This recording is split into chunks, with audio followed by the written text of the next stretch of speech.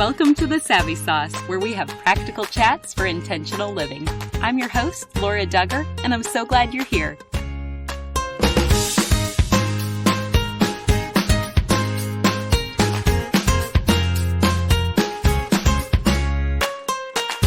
Lehman Property Management Company has the apartment you will be able to call home, with over 1,700 apartment units available in Central Illinois.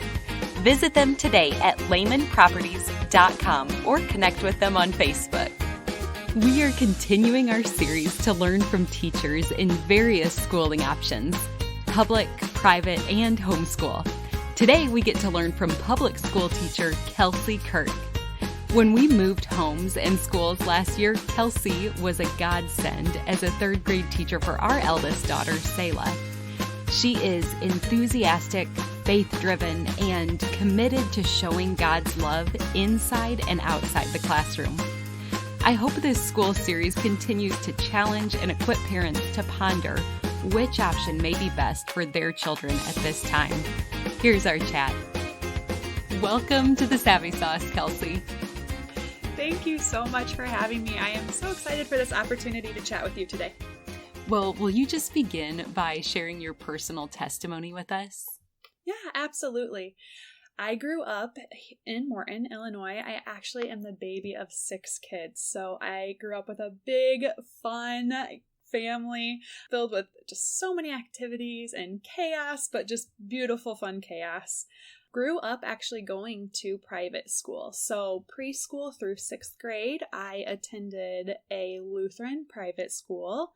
Then I transitioned to the public junior high and high school. So I do have a little bit of experience both in the private sector and in the public sector. I was raised in a Lutheran church as well. So I had that experience growing up, and faith has always been a very big part of my life.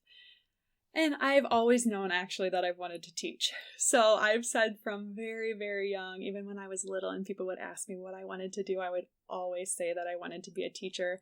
And anytime that I had friends over and they would allow me to, I would always say, let's play school. And I would get out my markers and get out my crayons and pretend to be a teacher. And it's just always been something that's been very enticing. And so I did go down that path. And now I have been a teacher I finished my 7th year, so going into this year will be my 8th year teaching, and I still love it. That's incredible, and it's kind of funny to picture our eldest daughter, Selah. Right now, you and I are getting to record in person in our home, and in the room next to us right now that you can't see, our children have school set up, and typically Selah is the teacher for Shiloh and Isla and Kessler, so they are following in your footsteps with that. But like you said, for 7 years, you've educated children in a public school setting. So what do you love most about your job? I love working with kids. The kids are absolutely the best part of my job. I take so much pride and put so much effort into creating strong relationships with my students, relationships that will last and continue with them even after they're out of my class. But I really, really love seeing in class how my students grow and those light bulb moments when you can tell they're understanding, especially in the elementary setting. They show all their emotions on their face. So when they have those aha moments and they're excited, that just fills me to the brim. I just love seeing those moments with students. And I love how every single day is different. You truly never know what you're going to get when you go to school that day, but I do know every single day we're going to laugh. There's going to be so many great moments of just laughter, and I think that's so important as well. The learning is fantastic and such a priority, but I also want it to be a fun space that students want to go to and that I want to be in, right? That I have fun in every day. So I love the kids and I love the fun that we have every day. Well, and that makes sense, even getting to witness you're so gifted at relationship building. And with those students, I'm assuming that they're more open to learn when they trust you and they're in a warm, inviting relationship. But are there any practical ways that come to mind that you really try and engage with each of them? Because you're having class sizes over 25 kids. Right. Yes, I do think you have to be very intentional. One of my goals is to make sure that I am giving students specific praise and that I'm varying it. But it can be challenging, like you said, when you have so many different students. And so I actually have a checklist. It's a Google form basically that has all my students' names, and it has all the months of the school year. And every time that I give a student like a specific shout out for something, let's say I could really tell that they were putting in a solid effort with something. It was challenging them, but they did not give up and they really used their determination. I really try to make sure to vocalize that specific compliment to them. And then I will try afterwards to remember to check their box. And so I know that I've hit that student, but I can see the ones that I haven't hit yet. And then I can be more intentional about watching those students and making sure that I'm checking all of their boxes, because the day is long and it can get busy and it can get chaotic. And some days at the end of the day, I don't remember who all I made sure I touched base with. So having a little checklist definitely helps me. But I want every student to know that they are special and they have specific and special gifts. So just trying to touch on those for every student is important. Well, and that's super helpful even as a parent, that you've not only had that vision that you want to add specific encouragement to them, but you've put this system in place that makes it a habit. And so it actually happens. And that is such a great takeaway. So thank you for sharing that. Of course. Is there anything that you teach that is unique that maybe isn't available in all the other schooling options? Mm-hmm. Obviously, in the public school sector, we do have a pretty particular and specific curriculum that we have to follow for all of the academic topics. So all of those curriculums have been reviewed throughout the district, and we make sure that those are really rich and robust for the student learning, which is fantastic. And I think the academics are such a huge part to school. But that happens in every public school. Those academic pieces are really important. And I really try to add in the social emotional component to all of my academics. So the academics, like I said, are super, super important. And I try to tie in those social emotional learning pieces when I can. So for example, in math, if a question is really challenging, we might take a quick break and say, this is so challenging. What do we do when something is really challenging us? How do we problem solve through that? Or if a student gets an answer incorrect and, you can tell the other students are really knowing that that was an incorrect answer, we can take a pause and say, hey, that answer wasn't correct this time. What do we do when we make a mistake? Or how do we handle it when we're wrong? Just really trying to be purposeful about tying in as much social emotional learning as I can throughout the entire day and all the academic subjects as well. That's so helpful and sounds like such an organic way to teach them that, because then any situation can really be a teaching moment or opportunity. Do you have any other kind of systems that you've put in place in your own classroom that you've seen now have been most beneficial? I feel like I could go on and on and on about this forever, because there are so many different things I have learned from teachers that I have so much respect for.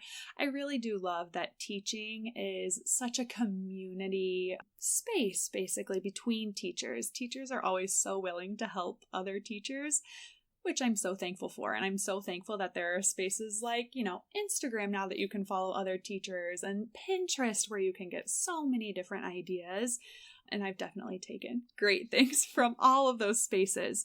But one thing that I have found super beneficial in my class, a system that I have, is our goal setting system. So every Friday, my class will sit down in a family meeting. We call it a family meeting or a family circle, and we sit down in a circle on the floor, and we have a very candid conversation about what went well that week, and we celebrate what went well, but then we also have a conversation about what they think was not going well that week.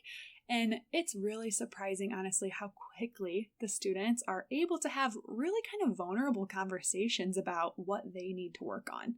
So I really let the students lead that conversation, especially once we get deeper into the school year and we've worked on it. But the students will identify 3 goals that they would like to work on as a group for the next week. So maybe they've noticed that students are shouting out a lot and that's been distracting to them. And so they make a goal that the following week they would like to only have 10 times that someone is shouting out.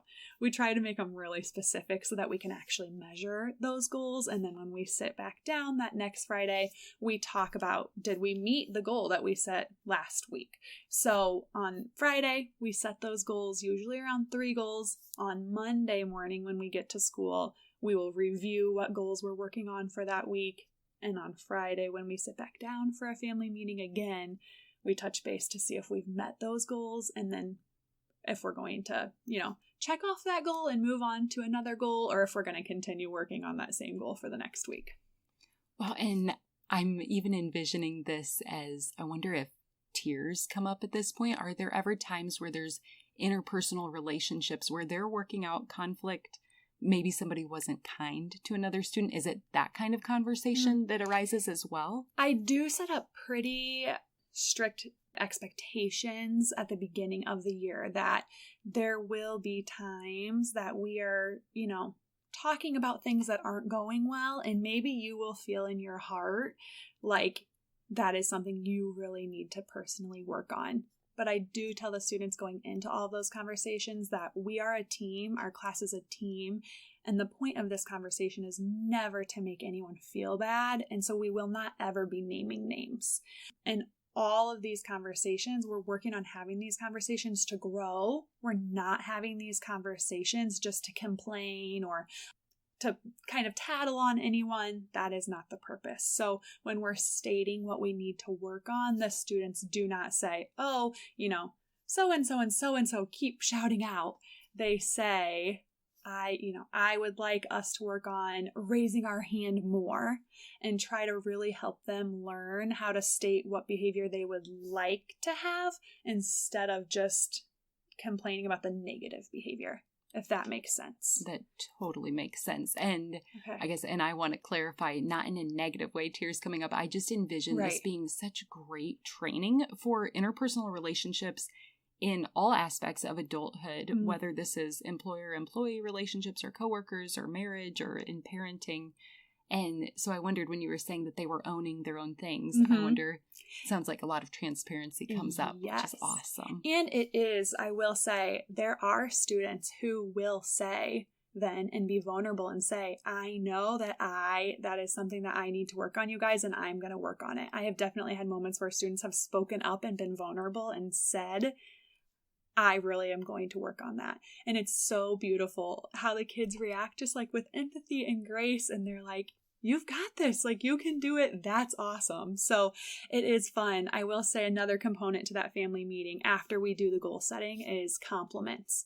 And so the students, I have a bag with all their pictures in it, and they pass around the bag and they just randomly pull a picture. And they have to look that student in the eye and tell that student something awesome that they had done during that week. I tell the students it cannot be about what the person looks like on the outside, anything that they're wearing or how they look. It needs to be about something that's on the inside, about their heart or something that they had done that brought joy to that other student. And so at the beginning of the year, that's really challenging for them. So they have a hard time maintaining eye contact when they're giving the compliment, and they really want to say something like, I like your shoes, but by the end of the year, the depth of their compliments bring students to tears when they're receiving the compliments. And to be honest, there are a lot of Fridays that I am moved to tears by the beautiful things that the students are noticing in each other that I had no idea. I had no idea those things were happening, but the students were noticing those things in each other. And it's just a really, really lovely experience. That's incredible. I'm even getting teary-eyed just envisioning it now, because you hear of children who exchanged compliment lists and how, 30 years later you find it in their wallets and how meaningful that is. And so very much appreciate that impact that you're having on all of these students. Are there any other systems that you can think of? Yes. Another thing that kind of goes along with that empathy piece and being kind to each other is teaching students about the zones of regulation. And so at my school, we focus on those zones being the green zone. You're ready to learn, you're doing great, you're feeling great, you're focused. The blue zone might be you're feeling a little bit sad, maybe you're feeling a little bit sleepy or just a little bit off. Yellow zone is I'm starting to feel a little bit frustrated. I'm having a hard time. I can feel maybe my heart is racing or I'm feeling nervous. And then the red zone is when I'm really having a hard time. So we teach these zones. I teach these zones explicitly to the students, and other people in the school do as well, like our school social worker. And the students learn about these zones, but then they also learn how to get themselves back to the green zone. So we talk about if I'm in the yellow zone, what are some specific things I can do to get myself back to the green zone? Or if I see a friend who looks like they're in the blue zone, how could I partner with that friend to help get them back to the green zone? So it really builds a lot of empathy within the classroom that we're not always all going to be in the green zone. There's going to be different times when you're in a different zone or a friend is in a different zone, and there's nothing wrong with that. That is just the human emotion and the human existence. But how can we all help each other to get back to the green zone? So I've really seen that help so much with building empathy, especially when students see their peers struggling. Instead of shying away from it and looking away and thinking, feeling uncomfortable by that, they learn how to approach those different emotions and partner with their peers to help them feel better. Wow. And what is a specific example that you would give them, both if they are wanting to get back to the green zone themselves or they're trying to encourage their friend to get back there? Absolutely. If a student themselves, let's say they're getting into the yellow zone and they're feeling frustrated, we do talk a lot about breathing exercises. Let's, close your eyes for a second, take a couple deep breaths. And I work by third grade, which is the grade that I teach. I talk a lot with my students about telling them self-affirmations. So when you take a deep breath in, say an affirmation that will help you in that moment. Like if they were having a hard time with a problem and they know that they didn't get the problem correct and they're really struggling with that, they can close their eyes and breathe in and say, mistakes are okay. And then as they exhale, they say something else like, mistakes help me learn.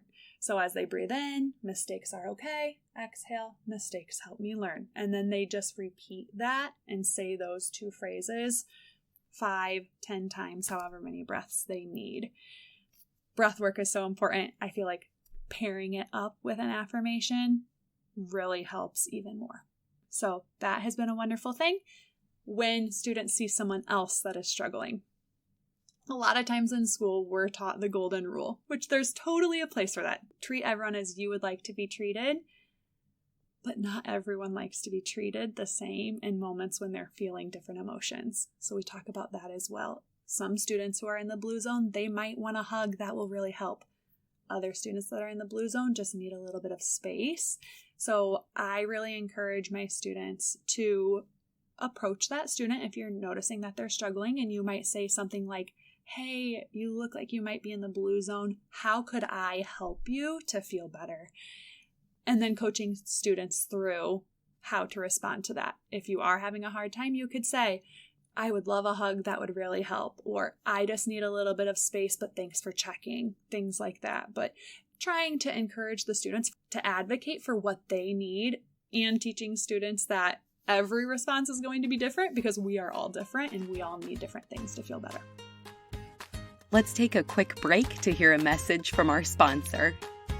With over 1,700 apartment units available throughout Pekin, Peoria, Peoria Heights, Morton, Washington, and Canton, and with every price range covered, you will have plenty of options when you rent through Lehman Property Management Company.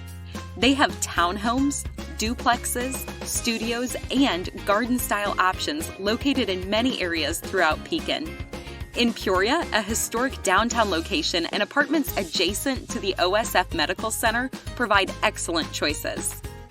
Check out their brand new luxury property in Peoria Heights overlooking the boutique shops and fine dining on Prospect.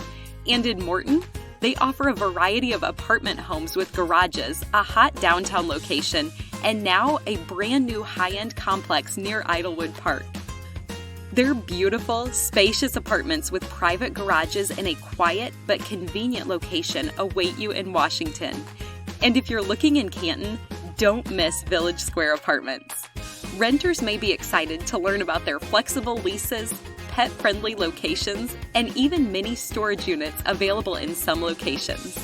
Lehman Property Management Company has a knowledgeable and helpful staff, including several employees with over 30 years working with this reputable company. If you want to become a part of their team, contact them about open office positions. They're also hiring in their maintenance department, so we invite you to find out why so many people have chosen to make a career with them. Check them out on Facebook today or email their friendly staff at leasing@lehmanprops.com. You can also stop by their website at lehmanproperties.com. That's LEMAN properties.com. Check them out and find your place to call home today.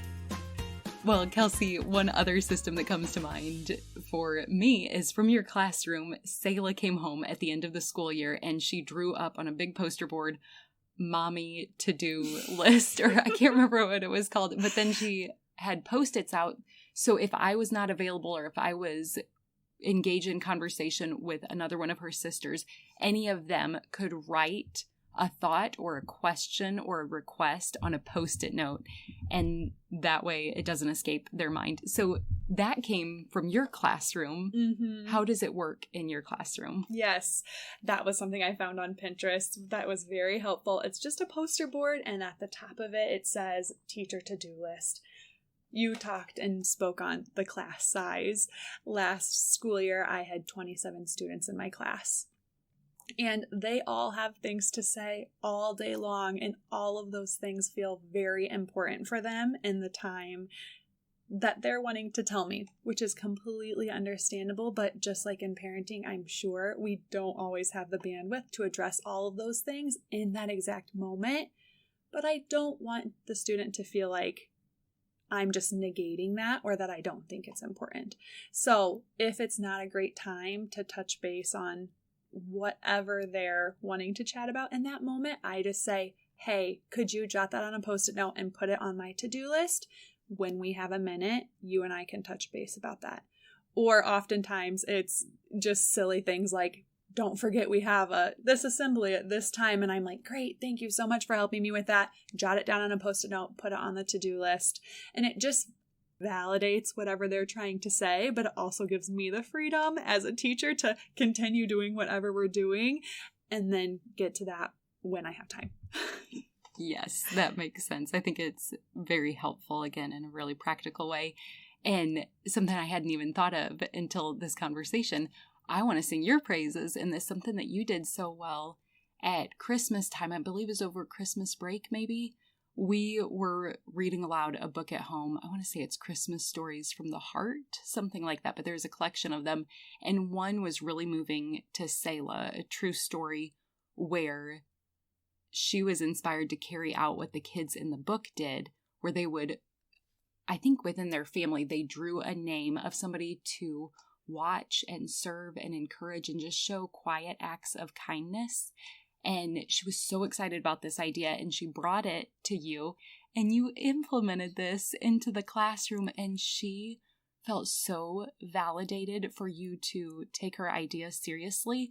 And that was such a highlight of her year, because I think at the end of the week, they all had to guess who their secret encourager was. Mm-hmm. So sweet that you say that. I'm so glad if she felt validated in that. Truly, when she brought that idea, I was like, that is fantastic. I love that. Yes, so basically how it worked was at the beginning of the week on Monday, the students all drew someone's name, once again, completely random. And they felt like they were being so sneaky. Like, it was so cute, even just watching them draw the names, because they would try to, hide them, and so sweet. Then throughout the week, you were supposed to focus on that student and try to give them as much encouragement and just show up for them in different ways. So we talked about different ways of how you could show up for that person. Like if you notice they have their hands full, maybe you could offer to carry something into the class for them. Or maybe their pencil box falls off their desk and you're the first one to get up and go help them. Or maybe at recess, you could offer for them to play whatever game you're playing. If you can tell that they've done something different with their hair, even give a compliment for things like that. Then on Friday during that family meeting time, we started doing that as well. So the students would have to guess who had them as their secret student, which was always so fun. Well, thank you again for implementing that. What would you say you see as the most important thing for students to learn or master at a young age? I think a very, very important skill for students to learn in elementary school is problem solving. Especially in the elementary level when the problems are often smaller, they can build their confidence with their problem solving, and then that just builds the building blocks for them to be able to problem solve larger problems into adulthood. So I really, really focus on having open-ended problems that the students have to work through either individually or with a team.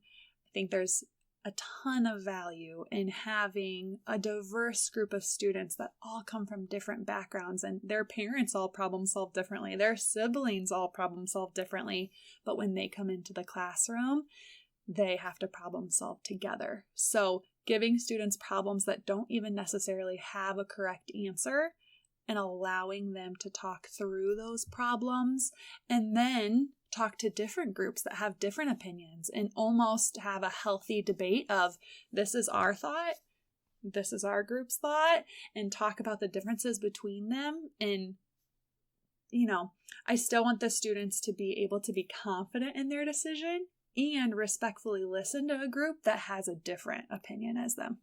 So I think that kind of respectful debate and problem solving is so, so important at such a young age. And what would you say is the most helpful way that you envision parents partnering with schools or partnering with teachers for the benefit of the children? Mm-hmm. I am always so, so thankful when parents are willing to partner with me in the classroom. Teachers are always wanting to be on a team with parents. We're never going against parents. We're always trying to come together for the benefit of all of our students. And so I really, really appreciate when parents are willing to volunteer in the class and bring cheerful energy to the classroom. But I completely understand that that is not always an option for every parent. There are parents that work and can't always come in during the day. I love when parents even email and say, hey, is there anything you're out of in your classroom that I could bless your class with right now? Is there anything that you guys could use? I'm always so thankful for that. But I also really appreciate when parents support their kids and help their kids stay organized through the classroom. So when I send a folder home at the end of the day with mailbox papers, by third grade, which is what I teach, I really try to tell students that it's their responsibility to take their folder out when they get home and take those papers out and make sure their parents are seeing any papers that are necessary. But I also understand that once students get home, they probably need a little support in that. So I appreciate when parents help their students to stay organized, and I appreciate when parents encourage independence and accountability in their children. Just like I'm sure for parents, even as a teacher, when I see a student who is struggling with something, or they forgot something, or I so often want to go and rescue them from that feeling, right? Because you don't want them to sit in that discomfort always.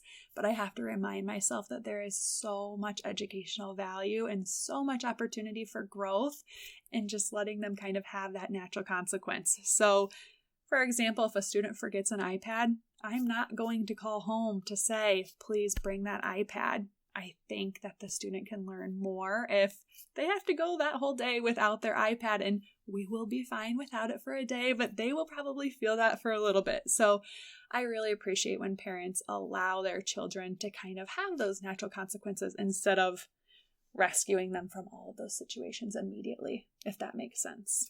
Yes, because I'm assuming then the students even learn faster, maybe sometimes just with one occurrence where they feel the weight of that responsibility rather than the parents swooping in and owning the responsibility so the child doesn't feel that. Absolutely. I will say also, I think emailing is an awesome way to communicate with teachers. So there will definitely be times that I send out whole class emails as communication, but there's also times where I email a parent about a specific situation with their student. And I also encourage parents always, if they need clarification on something, or if they're confused about something or want to know more about a situation, please email me. I always am happy to email back and have that communication. I will say this year, I had even said at the beginning at Meet the Teacher, and I don't know if you remember this, but you were obviously in my Meet the Teacher, and for the first time this last school year, I made a point to say to all the parents, hey, my working hours are 8 o'clock to 3:30, and that's when I'm available for email. So if you email me after 3:30, I actually have my notifications turned off. I will not see your email until I get to school the next morning. And I'm just setting that boundary so that I can take care of myself when I'm outside of school, and I can rejuvenate so that I can show up to be the best I can for your students during the school day. And it felt hard, right? It felt very hard to set that boundary. And then afterwards, I don't know if you even remember, but you totally validated that for me, which I was so thankful for that you had said that afterwards.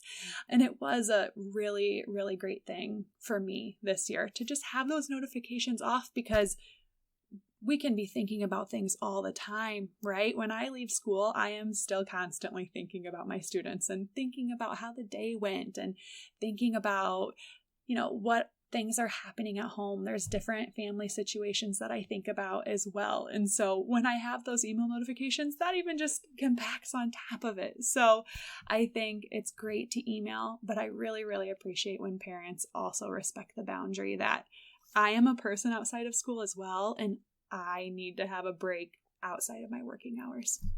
I very much remember that night. And as soon as you said it, Mark and I even turned to each other and were just discussing it was such a great way to model how to be healthy and how to have appropriate boundaries and be very kind by being very clear up front. And so we actually really appreciated that. And it does make sense that you have a life outside of school. So we really appreciate you stating that so clearly up front. Thank you. I did just think about one more thing with emailing with parents this year that I had said. There was a note, it was called Handle with Care. And I told the parents at the beginning of the school year, if there is something that happened the night before, or your student didn't get a great night of sleep, or they woke up and you can tell in the morning they are having a more challenging day, please just send me an email, and you can just put in the subject line, Handle with Care or HWC, and I don't need to know all the details. I understand that there are things in families that you hold within your family, but that just really, really helped me as a teacher to know when to give a student more grace. When I had that email in the morning and I knew that a student was struggling, I didn't need to talk to them necessarily about the specific thing that they were struggling with, but I really tried to be intentional that day to make it a great day at school for them, to just notice something awesome that they were doing or give them a little bit more patience if they needed more reminders. And I think that really helped me to make the learning space a place where students just felt safe, even on the days when they weren't showing up at 100%. I love that because I think it boils down to healthy communication between the parents and the teacher, and that relationship is very important and overflows into the child's relationship with both parent and teacher. If you've benefited in any way from the Savvy Sauce, we would love to invite you to become a patron.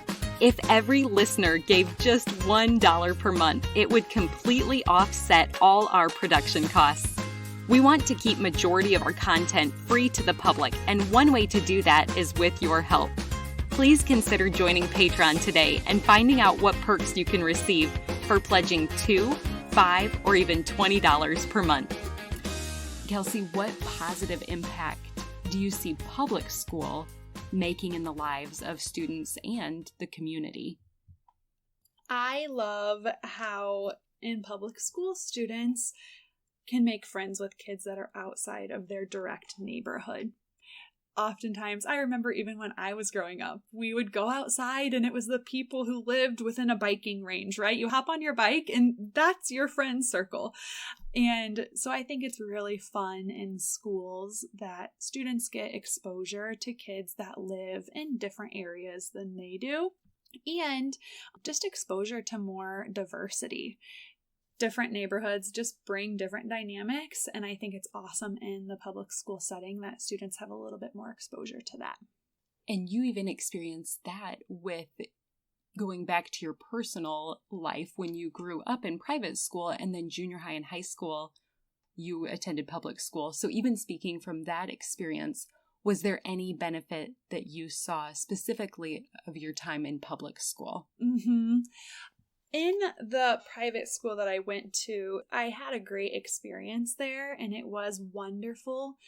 No one in my neighborhood that I lived in went to that private school. I was the only one. I guess the neighbors directly next to me, they did.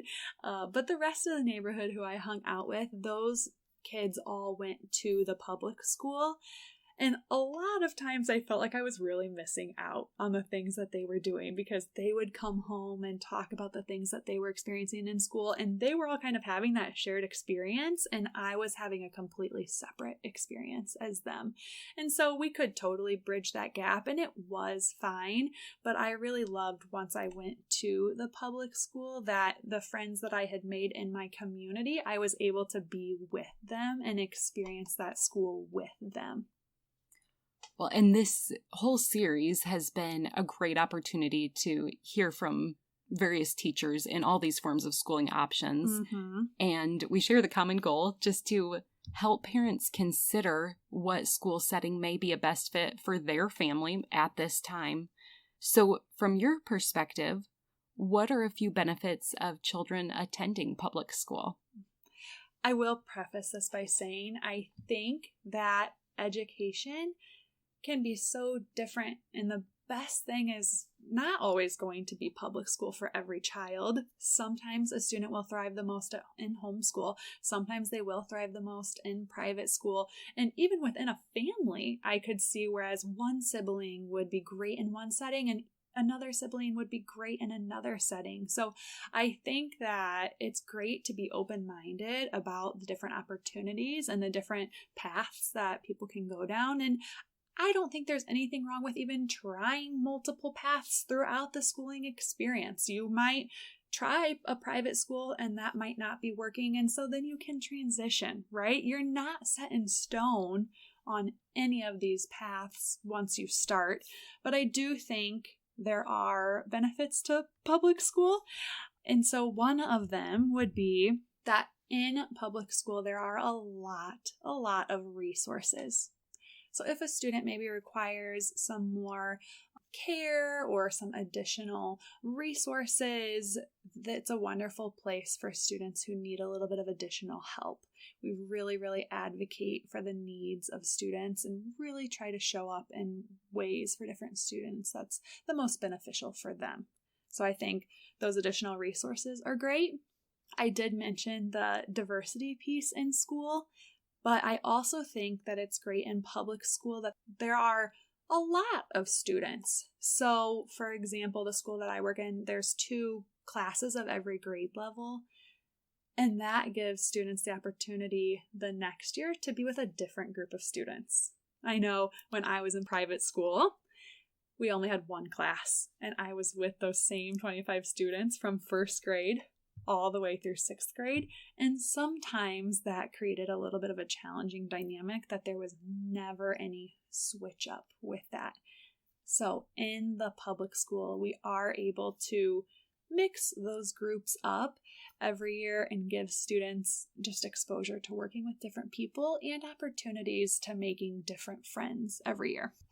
I love that. I really haven't slowed down to consider that. It really has been our experience because we do have our neighborhood friends or our church friends or shared experience friends, like if our kids are in the same gymnastics class or something like that. But then also we have met families in the community and formed great friendships with people that we may have never crossed paths with. So that is an added benefit. I will say as well, living in my community here, I live in the same town that I teach in. And when I first started teaching, I did not. I lived in a separate town that I taught in, and I kind of wanted that space when I was first starting. And that was great. When I moved back to this town, I was ready to live in the community that I teach in. And that has been a wonderful thing where when I go to church on Sunday, I'm seeing some of my students, or if I go play pickleball, I might run into my students at the courts, or, even if I'm just going to Dairy Queen to get ice cream, I will likely run into students. And it has just been a very fun experience to kind of mesh all of my worlds, but particularly with going to church. Obviously, in the public sector, that's not always something that we can talk about openly, but to have some of my students know that we have that shared connection has been something that's really cool. And I think for parents who are of faith and for children that do have faith, that's even a really cool component that they can bring to public school. I have seen students who at recess are chatting with their peers who maybe don't go to church, and they come back in from recess and tell me about the things that they learned about God and about Jesus from their peers that are going to church. So I think that being in a public school gives opportunities for students who are believers and who do love God, the chance to stand up for those beliefs and the chance to teach other students who might not have that exposure kind of opens some of those doors. So those students have the opportunity to share some of God's gifts with people who maybe have never seen those before. And you're bringing up another memory. It was so special this past year. We had Selah pray about this for a year because when she was 7, she had given her life to the Lord and wanted to be baptized. And after praying about it for a year, she felt like she was led to be baptized in our home church. And you were there. She invited you to attend that. And her principal was invited and came, and her aide in your classroom and one of the co-op students. It was so beautiful to see these different relationships and these different women who are mentors of hers in different arenas to come and have that blend of the spiritual side as well. Yes, and it's nice, obviously, where we live. I have more opportunity for that, which has been such a wonderful part about living here. But you mentioning the women in her life and the role models in her life also made me think about how I was reading one time that a huge impact on children's success into adulthood is the number of healthy adult relationships they have in childhood.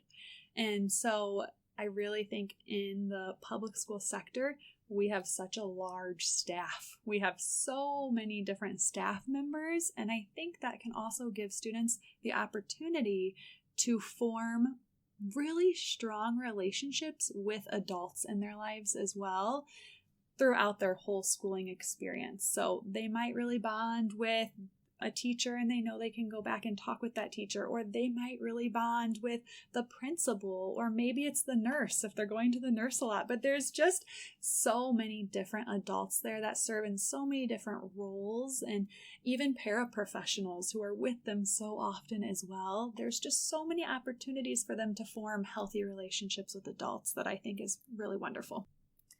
Well, and for any parents still deciding which school option is best for their children, what are a few of your favorite reasons to recommend they do consider public school? I think that there is a strong academic standing in public school. So all of those curriculums, they have to be tested and reviewed, and we do take the academic side very serious. Teachers are definitely held to a standard with the academic content, which is very important in school as well.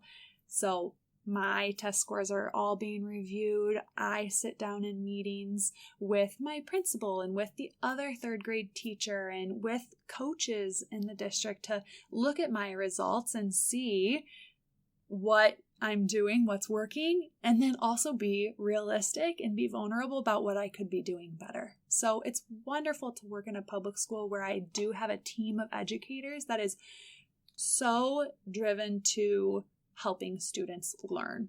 That's really a strong focus, which is great. One thing about public school is that it's called public school, right? It's supposed to be a public experience. There's not supposed to be secret things happening.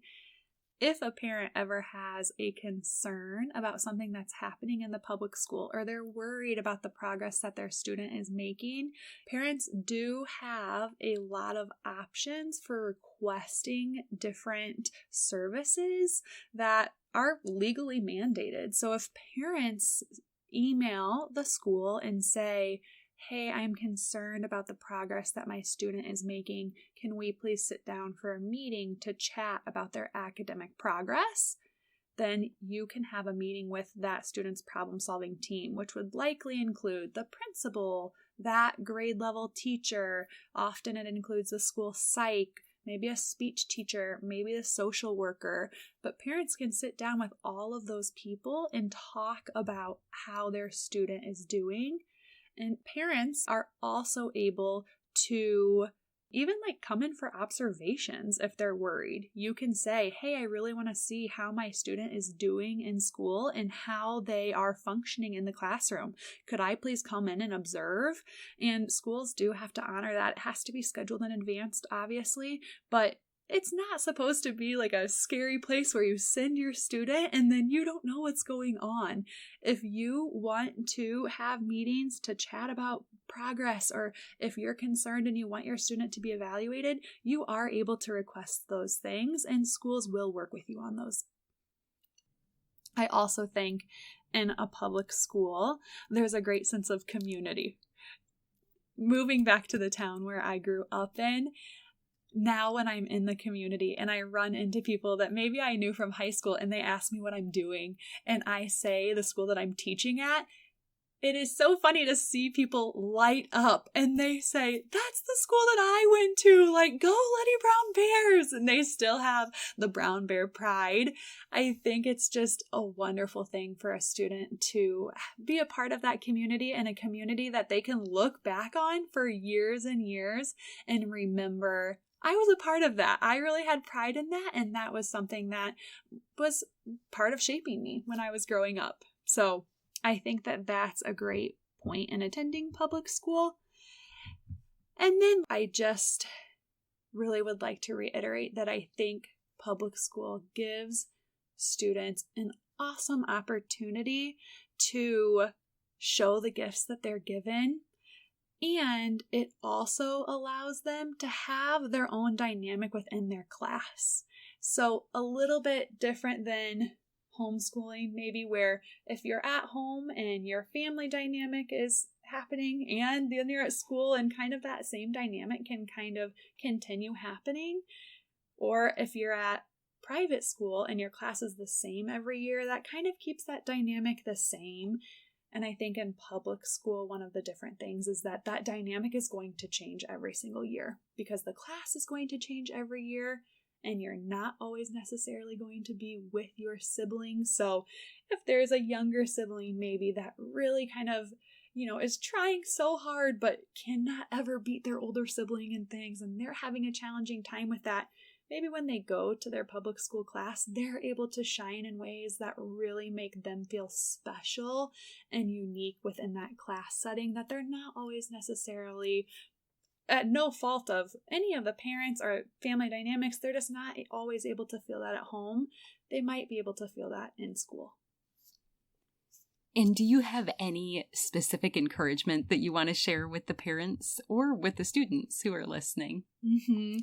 I would say to students and to parents, your teachers love you, right? Teachers are teaching because they love the students, love to see students grow, and love to partner with families. I have loved meeting different families and creating different relationships with different families that I've had through school that I wouldn't necessarily be able to have if those families weren't attending the public school. So it's been fantastic for me just to create those relationships. And when students come back, nothing will make a teacher more happy than if a student comes back and says, hey, I missed you and just wanted to say hi, even when they're just in the next grade level or when they transition to a different school. If they come back or if they send teachers an email, that is just so validating and so incredible for teachers.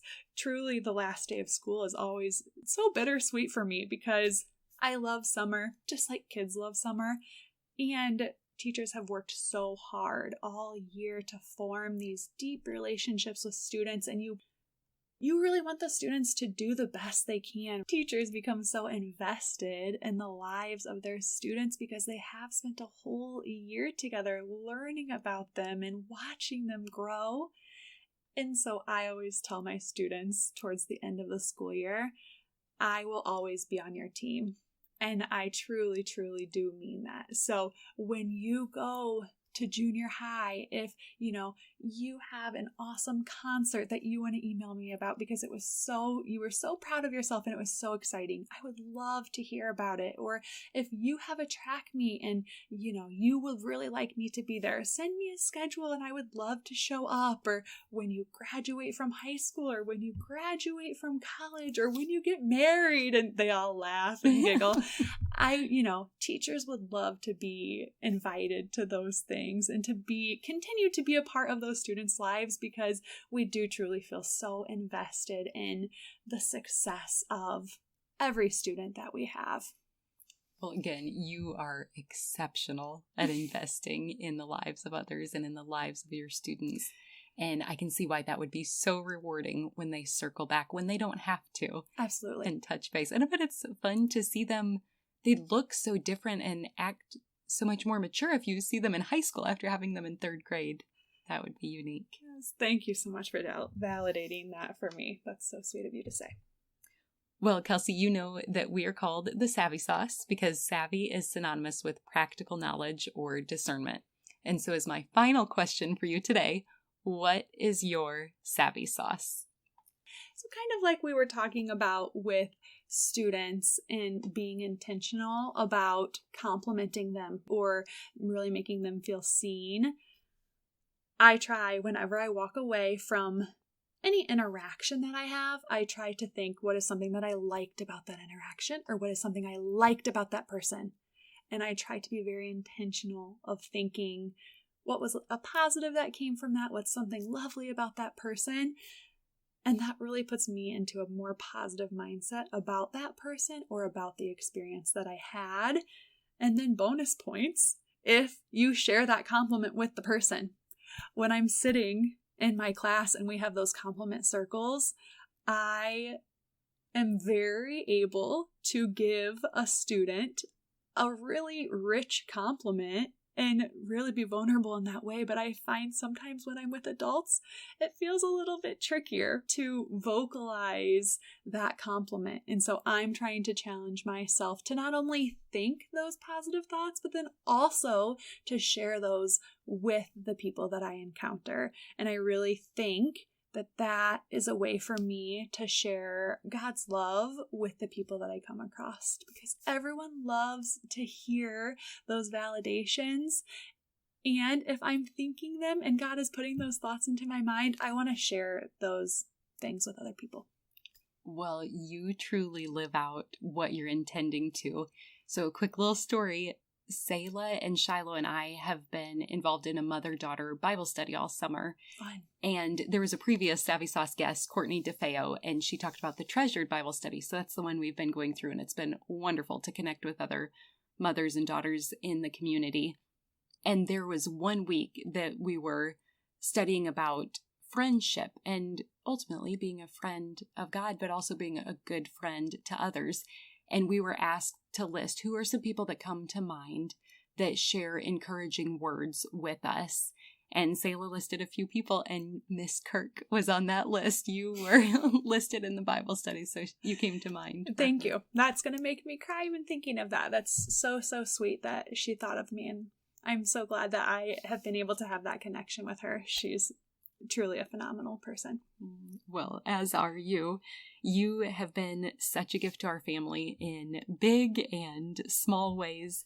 You're consistently kind and encouraging, and your personality just does bring out the light in the students' eyes, and you're so effervescent yourself. So thank you for being my guest. Thank you so, so much. And thank you for doing this episode to kind of highlight the different types of schooling and to just talk about the awesome things that are happening in education, because I truly do feel that so many people are investing so much in shaping our students and shaping our children. So no matter what path people go down, whether that's public school, private school, homeschool, I really think it's incredible to talk about different strategies that you can use and really partner together, because it does, like I said earlier, take a village. And so when we're all working together and we're all encouraging each other, there's no need to have competition of what's better than this and what's the best choice. Is when we can all partner together and help each other, that's really what's going to be the best for our kids. So I think it's awesome to look at all the different options and just to encourage all of us in all of the different educational formats. I could not agree more. That is beautifully put. So thank you again. Of course. Thank you. One more thing before you go. Have you heard the term gospel before? It simply means good news, and I want to share the best news with you. But it starts with the bad news. Every single one of us were born sinners, and God is perfect and holy, so he cannot be in the presence of sin. Therefore, we're separated from him. This means there's absolutely no chance we can make it to heaven on our own. So for you and for me, it means we deserve death, and we can never pay back the sacrifice we owe to be saved. We need a Savior. But God loved us so much, he made a way for his only Son to willingly die in our place as the perfect substitute. This gives us hope of life forever in right relationship with him. That is good news. Jesus lived the perfect life we could never live and died in our place for our sin. This was God's plan to make a way to reconcile with us so that God can look at us and see Jesus. We can be covered and justified through the work Jesus finished if we choose to receive what he has done for us. Romans 10:9 says that if you confess with your mouth Jesus is Lord and believe in your heart that God raised him from the dead, you will be saved. So would you pray with me now? Heavenly Father, thank you for sending Jesus to take our place. I pray someone today, right now, is touched and chooses to turn their life over to you. Will you clearly guide them and help them take their next step in faith to declare you as Lord of their life? We trust you to work and change the lives now for eternity. In Jesus' name we pray. Amen. If you prayed that prayer, you are declaring, him for me, so me for him. You get the opportunity to live your life for him. At this podcast, we are called Savvy for a reason. We want to give you practical tools to implement the knowledge you have learned. So you ready to get started? First, tell someone. Say it out loud. Get a Bible.